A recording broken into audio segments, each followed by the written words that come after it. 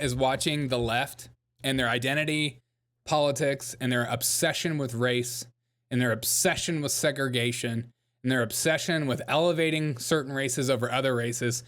They are like in a corner right now with Kamala Harris because the internet is going wild about Kamala Harris being Indian and not black. And then she's saying she's black, and then the media says she's black, but then the media says she's Indian, and it's like, is she a border czar? Is she not a border czar? It's like, it's just amazing to watch them kind of transform and become something different all the time. They have no identity.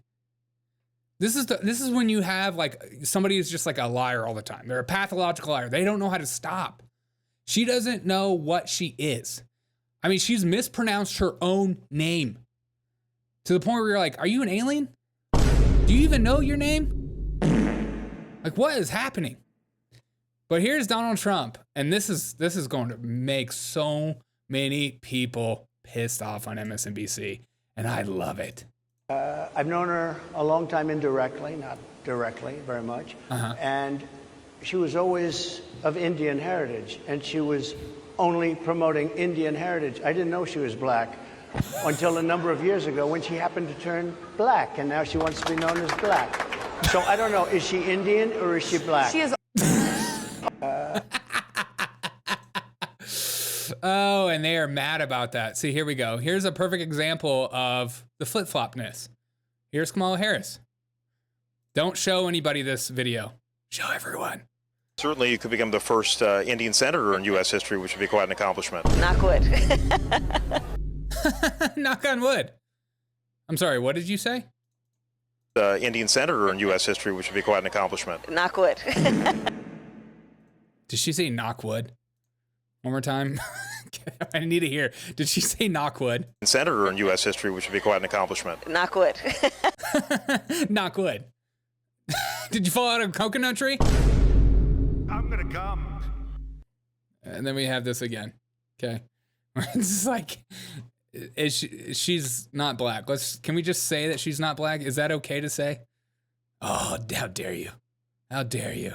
Well, depending on the region she's a part of, Okay, so what we're gonna cook today is an Indian recipe. Yes. Because Yes. you are Indian. Yes. Yes. Okay, and I don't. Although she's Jamaican. Okay. Keep going. know that everybody knows that, but I find that wherever I go and I see Indian people at the supermarket, on the street, everyone's like, you know, Kamala Harris is Indian, right? It's like our thing we're so excited about to have you running for president. Yeah. So we're both Indian, but actually we're both South Indian. Yes. You look like the entire one half of my family. Okay. Okay. So what are you? It's like, I don't know. What do you want me to be? In Atlanta, when we bring out Megan Thee Stallion, I'm black. I talk about cooking collard greens. But when I'm with my Indian friends, talking about cooking curry. Again, I'm not the one. Look, if she didn't do this, I wouldn't have to discuss this. It's just so stupid. They are so racist. They're more concerned about connecting with other races and becoming racist and leaning into racist stereotypes than they are about just being themselves. They have no identity. She doesn't know what she is. She doesn't have an identity. And I think this is perfect. This is from Mike Cernovich. I love this statement right here. Democrats are herd animals, easily influenced by social proof and bandwagon effect. They are trend jumpers. The Kamala bump is real. Meanwhile, Trump is 2 weeks after being assassinated. He's playing defense. But I think this part right here, they are trend jumpers. Kamala bump is real. She is running her trend and jump. The bump is real. Her trend is, okay, black people are, the idea of a black woman is super sexy and hot right now. I'm going to lean into that rather than being myself. I love this compilation right here. Kamala microaggression right there. It truly is a microaggression. I'm feeling microaggressive right now. So I don't know, is she Indian or is she black? She has always identified as a black woman. She went to a historically black college. Okay. She has always identified as a black woman. Oh, she attended a black college. Did you hear that? So I don't know, is she Indian or is she black? She has always identified as a black woman. She went to a historically black college. Again, that's a black TV anchor.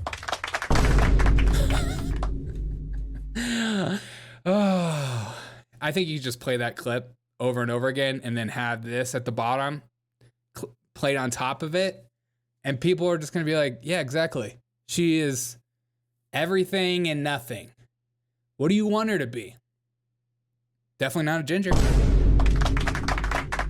Even though your family oppressed my people, apparently her family are descendants of Irish slave owners.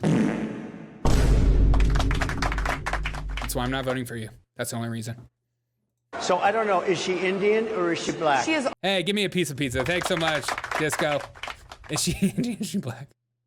So I don't know, is she Indian or is she black? She has always But you know identified what? as a black woman. I She went to a respect either historically black one. college. Okay, so what we're gonna cook today is an Indian recipe. Yes. Because Yes. you are Indian. Yes. So we're both Indian. Yes. But actually, Kamala, if you don't know, according to this reporter up here with Trump, you're actually black, and you've always identified as black because you went to a black college. God, she doesn't even know her own race. It's just incredible. But the funniest thing is watching the Harris campaign react toward the interview with Donald Trump. Queen says her family pictures of her wearing the Indian clothes and the red dot on her forehead. Yeah, but that's scrubbed. How dare you bring that up, Queen? How dare you? You know? Not up in here. The hostility Donald Trump showed on stage today, you know what? That's the funniest thing in the whole world to me. If you have any kind of pushback towards anybody in the media, particularly women, biracial women, you're not allowed to say these things. You show any hostility and not your white guilt where you surrender and drop on one knee and just submit to everything that these women have to say, you're a part of the problem. You're showing hostility. The hostility Donald Trump showed on stage today is the same hostility he has shown throughout his whole life. Exactly. Donald Trump is being so hostile, even though we're putting him through all these court cases and trying to lock him up and put him in jail and take him out of context constantly. And we call him Hitler and basically an authoritative leader, and he's going to end democracy and stuff like that. He's the one being hostile, though. You're being hostile. Okay? Let me tell you how you are. Throughout his term in office, throughout the campaign for president, he seeks to regain power and inflict his harmful Project 2025 on the American people, even though the project that he's disavowed himself. It's just amazing. Trump lobbed personal attacks and insults at black journalists, says Kamala. How dare you? How dare you? Don't you ever talk about black journalists like that. Not here. Not never. The same way he did throughout his presidency, when he failed black families and left the entire country digging out the ditch he left us in. Really? You mean like the ditches of the illegal citizens of the world that have taken over entire community centers and local cities everywhere? That hole? Donald Trump has already proven he cannot unite America, so he attempts to divide us. God. I just like, who believes this kind of crap? Donald Trump's the one dividing you? Dividing us? You're the ones that are going around calling everybody a white extremist? Basically the KKK, basically the Nazi regime. But he's dividing? Sure. Absolutely. Yeah, you're all about peace. Today's tirade is simply a taste of the chaos and division that he has been a hallmark of Trump's MAGA rallies his entire campaign. It's just like, it's honestly, this kind of rhetoric and logic is an art. It's just so delusional that I feel like they just use the same words. They take the same like kind of statement. They put it in ChatGPT and they say, rewrite it. Just rewrite it. Democrats always use guilt the guilt trip card. Oh yeah, 100%. Well, you can't run on policy. You got to run on guilt trip. If you don't vote for us, you're taking away women's rights. Everyone should go spam Timcast chat and tell him to sub Derek. Oh my God. That would be so sweet. Thank you. That would be really nice. Today's time, wait. It's also exactly what the American people will see across this debate stage as Vice President Harris offers a vision of opportunity and freedom for all Americans. What? Yeah, there is just like countless videos of Kamala Harris talking about communism. We get it. You're all about equity, not equality. Equity is more important for you because you're a racist. It's just what racists love that. They love that. All Donald Trump needs to do is stop playing games and actually show up to debate. She is trying to lure him into this debate so hard. It's incredible. But I want to show you this video of Vivek. This is why Vivek I hope, continues to stay in politics and doesn't just start a stupid podcast and then just like do podcast stuff. Don't do podcasts if you're too good at this kind of stuff. Watch him kind of take away the whole Indian or black thing on Fox News. It's just incredible how he will dismantle them in a way that connects emotionally, which is not a lot of Republicans, we don't know how our side of the aisle is not very good at connecting emotionally. We're good at just like stating facts, and sometimes facts can be boring. I already dropped 2 spams myself. Hey, thanks so much. It's not like you aren't likable and grinding like a beast. Thank you so much. I'm trying to grind like a beast. Grinding. Okay, here we go. All right. Vivek, I want to give you a chance to react to that. No doubt it's going to get attention. It already is. Mm-hmm. Yeah, so look, on a very personal level, my parents were immigrants to this country, legal immigrants from southern India.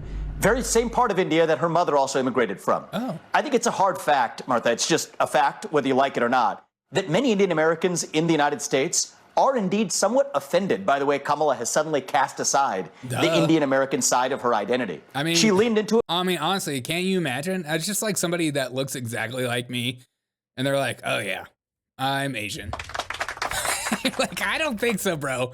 You're like, yeah, but I'm like 1/8 Asian, and that's what I'm going to identify with because it plays more towards the voters. It's just so stupid. Okay. When she ran for office in California, big Asian American and Indian American population. So she wore that when it was convenient. She's wearing a different identity now when it's politically convenient on a national stage. Personally, I don't think we should be relying on these ethnic identities at all. Imagine. We're actually American. And the problem is when you're Kamala Harris and you actually do lean into your identity politics, then you open the door to that type of criticism. Exactly. But if you ask me, that shouldn't. Exactly. You're opening the door to the type of criticism, and that's what's happening. They're getting very uncomfortable that white guys are criticizing her race because she isn't who she says she is. But we've grown up in this weird society where it's like, oh, white guys, take a seat, okay? Don't you dare have this conversation. That's only a white liberal thing. They're allowed to talk about race, not you. You've been in charge long enough, okay? You've owned everyone long enough. It's our turn to own you. So shut up. Be how this election is decided one way or another. It should be decided on our own identity as Americans and what our vision is for the future of the country. Amazing. And the number one thing missing in Kamala Harris's candidacy is that she lacks that vision for the country. Exactly. That's what we got to focus on. No, her vision for the country is freedom of abortion. I'm just going to click all the buttons. You know, this is Kamala Harris in a nutshell. I can't get over this from the other night. I don't feel no ways tired. I come too far from where I started from. Yes. Nobody told me that the road would be easy. I don't believe he brought me this far to leave me. Amen, sister. And you all helped us win in 2020, and we're going to do it again in 2024.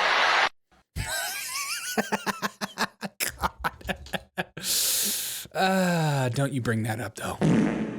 Don't you talk about that. That's offensive. And it's just, you guys talk about it all the time.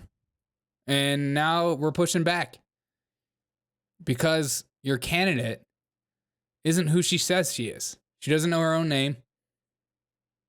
She has no idea what her ethnicity is. It's like, whatever you want me to be, I'll be it in order to be in power. That's why I think Kamala Harris, it might be the most frightening candidate I've ever seen in my life. I think she is generally one of those kind of candidates that has always wanted the power for power's sake. And she's willing to do anything and say anything in order to stay in power, in order to be in power. And that genuinely kind of freaks me out. Those are the people, it's like the anti-George Washington. You know, it's like the people that's like, give me the mantle. I'll take it. I want it. I want to create the country. I want to change. I want to start a revolution. I want to change everything about the country. I want to take away the Supreme Court because they have too much power. I want to pack the courts. You know what I mean?